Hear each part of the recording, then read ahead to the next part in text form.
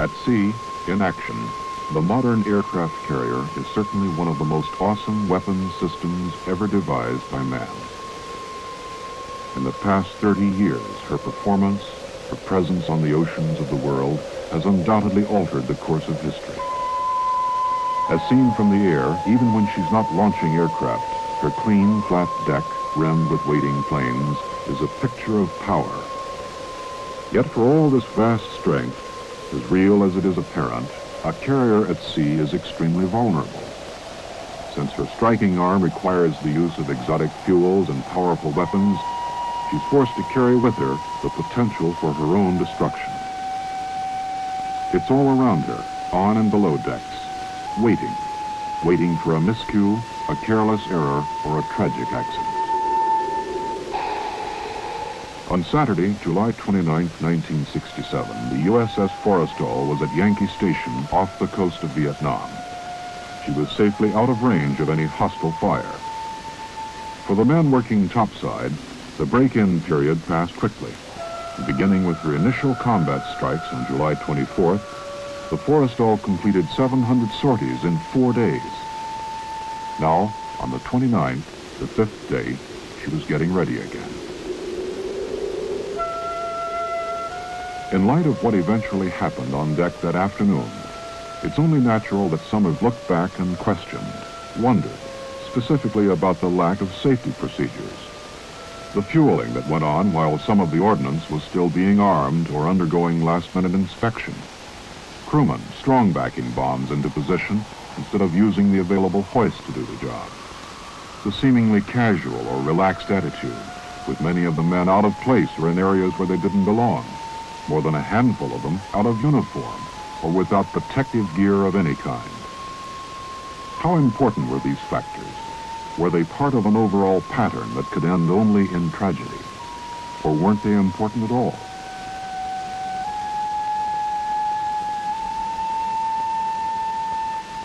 The chances are no one will ever know the full story. Even with written testimony, the passage of time has a way of veiling or obscuring important facts. In the Forrestal's case, however, there is another record, a visual one, recorded by a Navy film cameraman and by a television or plat camera mounted on the bridge.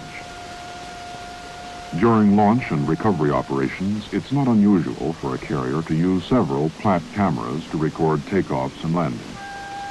Their electronic readout, which is fed to various parts of the ship, including the command plot, the bridge, and the communications center, is also recorded on magnetic tape for delayed playback at debriefings and critiques. Using that visual record, let's go back now to July 29, 1967. The time is 13:51 and counting. There, on deck. Somehow a Zuni rocket has been triggered, roaring across the flight deck and hitting an A-4. A sheet of flame from the A-4's ruptured fuel tank has enveloped the Skyhawk and her immediate neighbors. Behind that curtain of smoke, 2 1,000-pound bombs have already dropped from her wings onto the burning deck. Here, almost at mid-screen, we see a crash crew chief moving toward the flames with the Purple K fire extinguisher. His only thought, the trapped pilots in those planes. Fire! Fire! Fire! Fire on a flight deck! Fire on a flight deck! All hands, man your battle station! All hands, man your battle station! In order to control the fire, the captain orders the Forrestal to slow speed. Back on the flight deck, with precious seconds ticking away, things have started to go wrong. Fire has completely blanketed the stern fire main loop, making its plugs inaccessible, and the next to the last loop aft has developed pump trouble. The only alternative is to haul hoses aft from the forward stations, and this takes time, precious time. 13:52 and 43 seconds. The 2 main fire parties are now on deck working close to the flames, but so far only one hose is actually operating.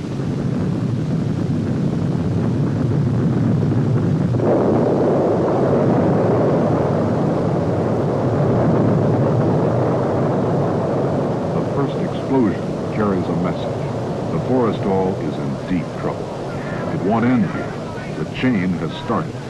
And yet those who have survived it turn around and head back. There are buddies back there, and the chief with the purple K is dead.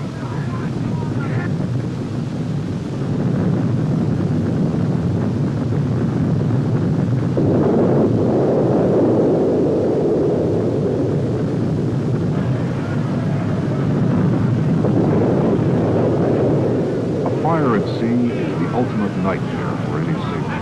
You can't run away from it. There's nowhere to go. It's a fight for survival. Your instincts have to be right. Your courage pinned on like a badge. Following the third explosion, the first two fire parties had been virtually wiped out.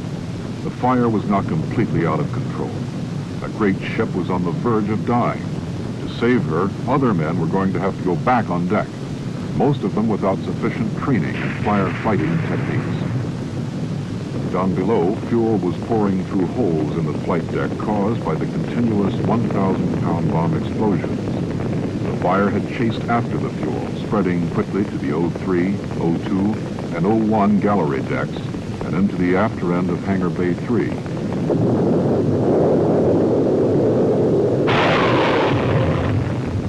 Topside, the only hope was that the explosions would somehow subside.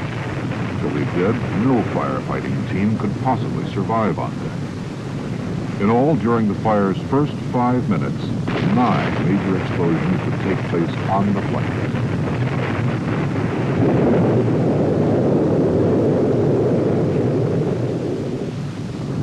As the first of the injured were brought to safety in a sponsored area, another relief party was already forming up. They knew what they needed most on deck, the foam hoses. For some unknown reason, one or more of the fog foam stations hadn't been initially charged. Some of the firefighters either didn't know that it was necessary to perform certain manual functions on the flight deck and hangar decks to get the foam systems operating, or they were injured or killed before they got to them. On deck, the relief party's first move was to lay down a curtain of foam between the flames and the Forrestal's island. Once this buffer zone was established, some of the damaged planes could be moved to safety.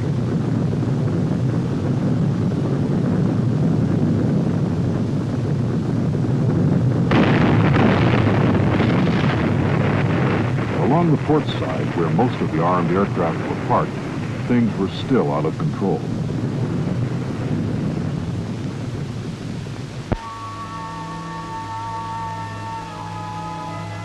Trapped in close quarters, between a constantly exploding inferno and the edge of the deck, several men had no choice. They went overboard. Some were actually blown over the side. Luckily for the ones who survived the experience, rescue helicopters from the carrier Oriskany and 2 destroyers had arrived on the scene. As quickly as they could, they swept into the Forrestal's wake to make pickups. Here, on the lower left-hand corner of the Platt camera picture, is further evidence of a successful team effort. Notice that a fog nozzle has been correctly brought into play over the heads of the firefighters to protect them as they work. Leadership and on-deck communications were early casualties of the Forrestal fire. Damage control and repair party personnel were often unidentified for long periods of time. As a result, when some of the more inexperienced people did lend a hand, they made several well-intentioned but nearly disastrous mistakes. At one point, close to the island, 2 water hose teams were working in tandem with the foam hose team. The end result, the water washed away the foam, and the fire continued blazing away.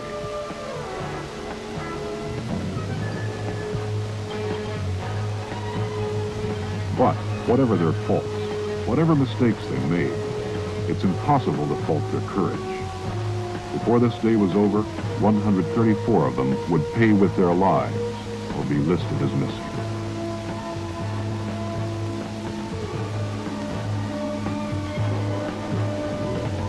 Due to the fire's suddenness and intensity, the sick bay filled up quickly with the injured. So quickly, in fact, that an emergency battle dressing station had to be set up on the forecastle. Less than an hour after the fire broke out, word came from Da Nang that the hospital ship Repose was on its way, and would be there the following morning. Meanwhile, the two destroyers in the immediate vicinity took turns moving in to supply what they could and continued picking up firefighters who had gone overboard.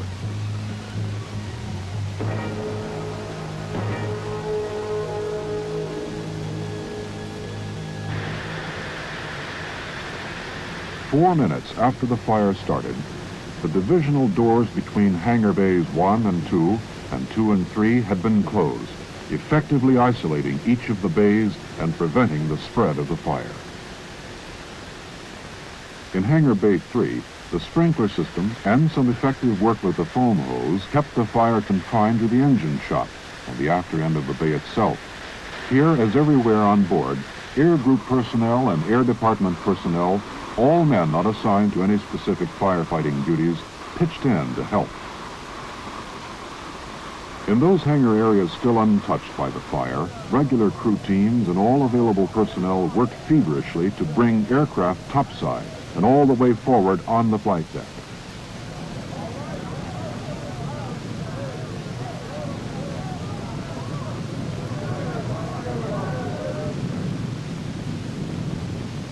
In one of the sponson areas, the firefighters had decided to stay with it.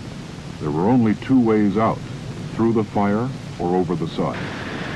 They took the fire. They had no way of knowing that the fire boundaries had already been firmly established. If everyone played his cards right, it wouldn't spread any further. The flames could now be fought aft progressively, compartment by compartment, textbook fashion, until the fire was out.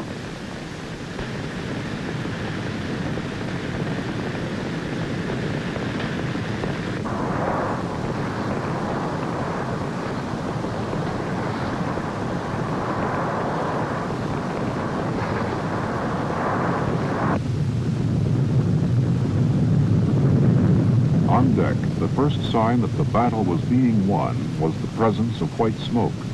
Obviously, the foam and fog nozzle teams were doing an effective job. But here and there, several glaring errors were still being committed. Several hose teams had men who were without shirts or protective gear of any kind. A fuel tank explosion, close up, no matter how small, would have burned most of them to a crisp.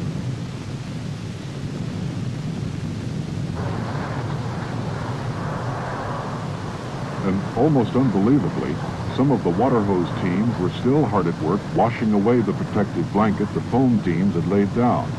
Here and there, black smoke had actually started rising again.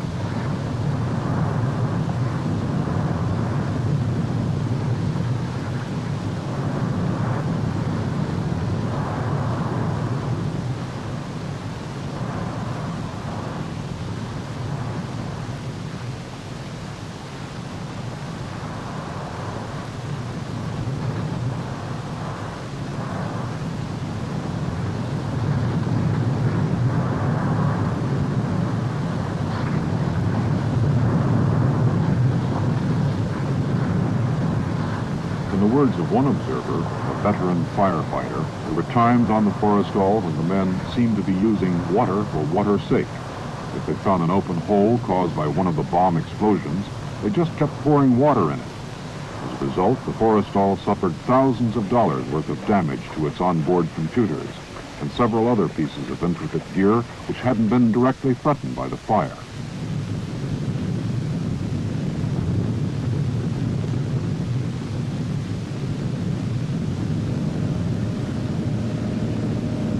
By mid-afternoon, helicopters from the carriers Oriskany and Bonhomme Richard were arriving on deck with fresh foam and OBA canisters, and then taking the overflow of the Forrestal's wounded back with them to their sick bay areas.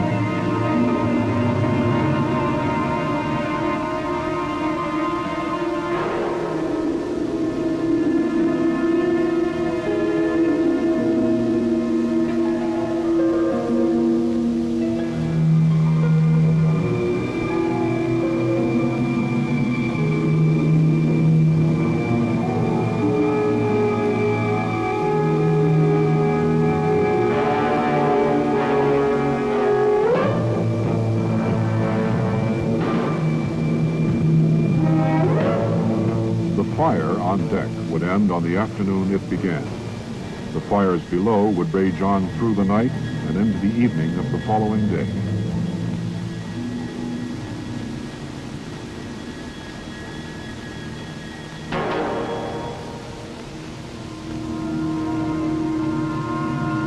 The obvious lessons to be learned from the Forrestal tragedy are these. Original, in-depth training in firefighting is vastly important, but so is constant retraining.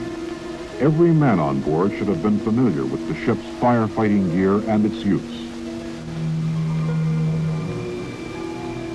Some men never reached their general quarters stations. Others, unsure of alternate exits or ways out, were trapped below and died.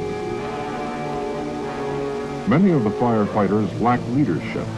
The chain of command had to be rebuilt on the spot after the first two firefighting teams were decimated.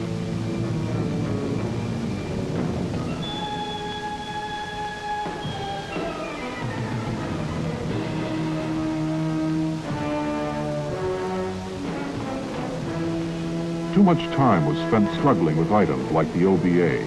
Some of the men actually had to stop and read the instructions before they could use them.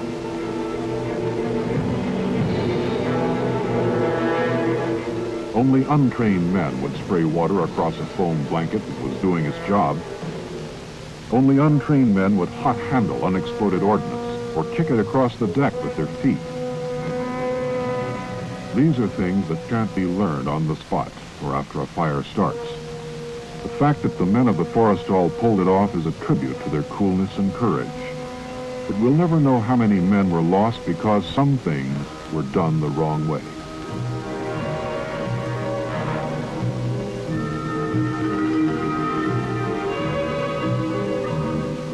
In all, 134 men were listed as killed or missing. Damage to the ship, exclusive of aircraft and other air equipment, was estimated in excess of $72 million.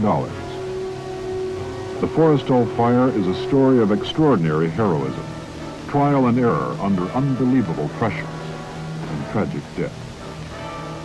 It's a story that the Navy clearly would rather not live over again. So learn your firefighting techniques, then relearn them.